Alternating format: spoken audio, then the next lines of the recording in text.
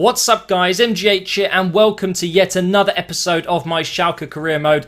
Episode 8 already and we are making our way through the season nice and steadily. In today's episode we have Barcelona. A big game, a very, very big game indeed. And we also have at the end of the video a match against Porto, the rematch from the Champions League group stage. And we'll see how these two games go in the Champions League. We also obviously have some Bundesliga games in between. But actually, what I want to talk about now really quick is I just finished watching the Brazil versus... Oh my God, Chile, obviously. Got it. My mind goes blank sometimes as soon as I hit record. So if you don't want to know the result, don't listen to this bit right now. I'll give you a few seconds. I'm just about to discuss the result. Okay, Brazil just made it through on penalties. And I just want to say... what an incredible game of football and well done to Brazil because that is a fantastic result for them. You know, Chile are not an easy team. A lot of people would have expected Brazil to breeze past them before the tournament started, but Chile have really made a name for themselves. They are not easy to beat. So that is a huge game, and a good successful game for Brazil. But anyway, get back into the video here. We're playing a pretty weak team, I've got to be honest. Annan is coming into midfield. He's only 69 overall, but he feels so much better. And I know, 69 overall, surely that means he's God, right? Because it's, 69, come on. This is the internet, Matt. But either way, great finish. Might as well be a 90 striker. It's that good. And we went 1-0 up nice and early in this game. Deulofeu, I was resting Farfan, obviously, for the Barcelona game. So he had a nice run in here and came close with a great striking goal there. And also very close, I think, with Hazard. So all of my players that I've signed have actually made really good starts. And obviously we are still watching heavily Ibarbo and Batshuayi because soon obviously we will be swapping one for Lasogga. So keep your eyes on them guys. I want to see comments. If you think one is better than the other, keep letting me know because I'm still undecided. But we went in at half-time here in this game, 1-0 up. And we get into the second half here. We were playing Batshuayi in this game. Look at his pace. Look, I mean, like, the defenders can't do anything. It's absolutely ridiculous how good this guy is on the ball at running. And, his strength is good, but his finishing just seems to be lacking a little bit there.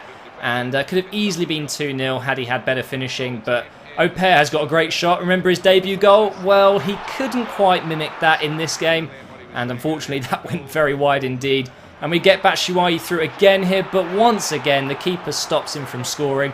One ugly goalkeeper kit, by the way. Look at it. What is that? It's some sort of tropical island kit. It's absolutely disgusting. But anyway, Batshuayi couldn't score, but we had Santana playing, and he manages to score as well. Head onto the post and then volleys it in. I don't think it's actually a volley. No, it's a half volley, but still good finish. Right place at the right time. And he's not even a striker. So there you go. Maybe Santana could play up front if I don't... have success from my current strikers. Unlikely. But anyway, you can see in the Champions Cup group here, we're Group E, Grasshoppers are topping the table. Unbelievably, they beat Porto. That's crazy. And we are sitting at the bottom after 2 games. So let me just say this now, guys. I rarely struggle in the group stages after I've done them for many years now in career modes. Because I always seem to have, one of the stronger teams in there, but I'm the 3rd strongest. Maybe just a little bit worse than Porto, and I am struggling. Now, we're going into this game at the Camp Nou here against Barcelona, knowing that if we do not get a win here, it's going to be extremely difficult to turn this group around. It's still mathematically possible, but I have to win, and it's against an incredible team featuring none other than Messi himself, and a very strong defence. Within 12 minutes I knew I can't just sit back and take it. I'm going to have to go for it. We win a free kick here with Ibarbo, who was playing in for Batshuayi. It was his turn. And, PK just muscles him out there, and it's not really a foul, if I'm honest, but Draxler, one of the best set-piece takers in the squad, has a right go at it. Look at that. The accuracy on that was so good, but just not accurate enough. It hits the angle, but I wanted to get a replay of the whip I got behind it, and the power was just a little bit off there, so very unfortunate to score the free kick.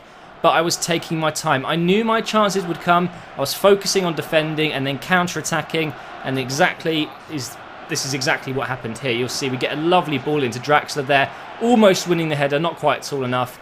But unfortunately, we couldn't get that goal again. But this is basically what the game looked like, guys. It was freaking Barcelona in my half, basically in my 3rd the whole time. They are so difficult to contain.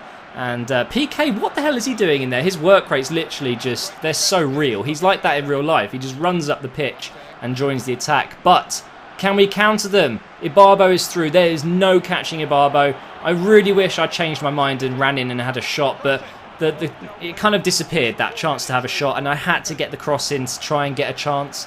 Otherwise, it would have been nothing. So, unfortunately, nothing came from that, and we went in at 0-0. But I was quite happy. You know, I was quite content with the 0-0. I would probably take a draw here, but I really wanted to go for the win. I was going for it, and you're seeing here, I get a chance here and there to actually score a goal, but again, unable to do so. And Barcelona, when they did want to, they could flick the switch, and boom. Simple as that, guys. They break your defence down, and Alexis Sanchez, who played today obviously for Chile and was phenomenal. I'm just saying, if Alexis Sanchez really is going to be sold by Barcelona, which looks likely, I sincerely hope he joins Arsenal. If not, I want to see him in the Premier League. So, you know, if he does go to Liverpool, seeing him in the Premier League would be brilliant.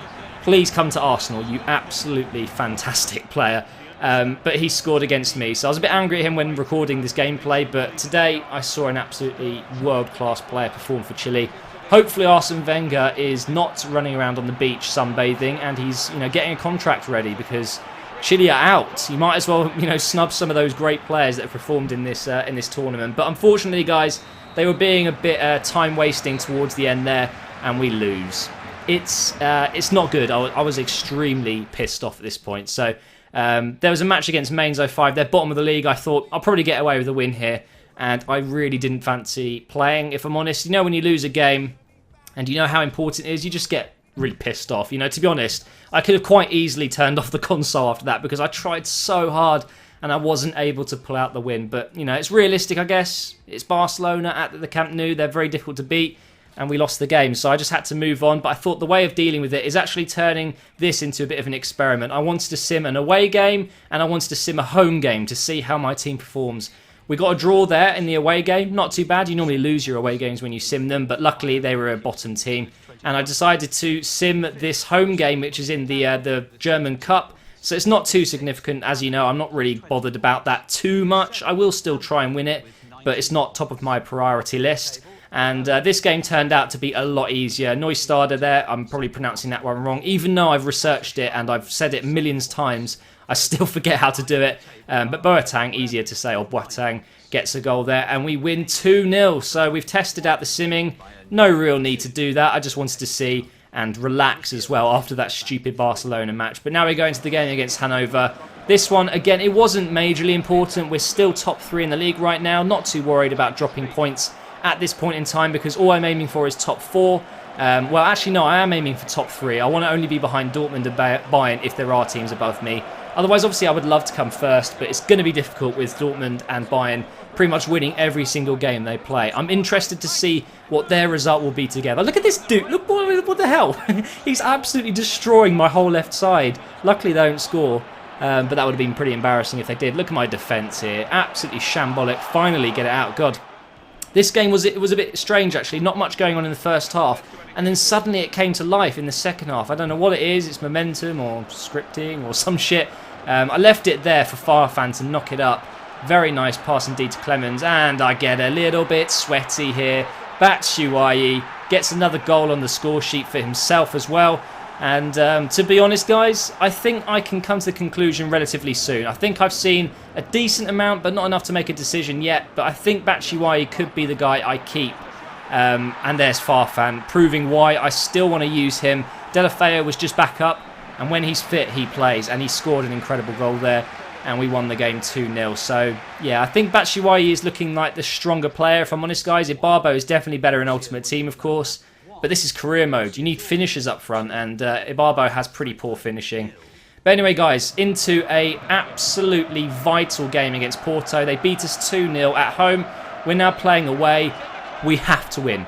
It's as simple as that. I went on ultra attack. I changed my formation, and I went for them. I absolutely went for them, and I scored a goal in the first half here, just before half time. So perfect timing to go 1-0 up. And then in the injury time of the first half, you guessed it, Ibarbo, sweaty bastard, sprints up.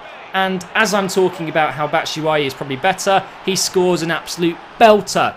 And we're 2-0 up. I was so happy, and I thought, right, I'll go ultra defensive, but then I decided to go counter-attacking, and watch this. This is beautiful. Draxler to Ibarbo, nutmegs the defender. Draxler does not have the most amazing pace, but he gets there ahead of the defenders and makes it 3-0. We have won this game against Porto. It's in the bag, and although I'm still looking like I'm probably not going to progress in the Champions League, it's still possible. I can still do this, guys. So you're going to have to hang in there, wait until the next few episodes to see how it goes. Listen to those boos from the Porto fans. Unlucky. I mean, look at those stats. There wasn't much in it. I was more clinical. 3-0 definitely was way more than it should have been. I feel for Porto a little bit there. But I got the win, and it means we are in a better position than we were before. And also in the Bundesliga, guys, we are still top 3. We're actually in second. We've gone above Dortmund there. Leverkusen coming in as well against Dortmund there. It's going to be a tight run into the January transfer window. So I hope you're enjoying the series, guys. If you are, please do leave the like rating. I'd really, really appreciate that. If you want to buy some coins, check out thegamekeys.co.uk and use the discount code NGH to get 5% off. And I will see you in the next episode soon.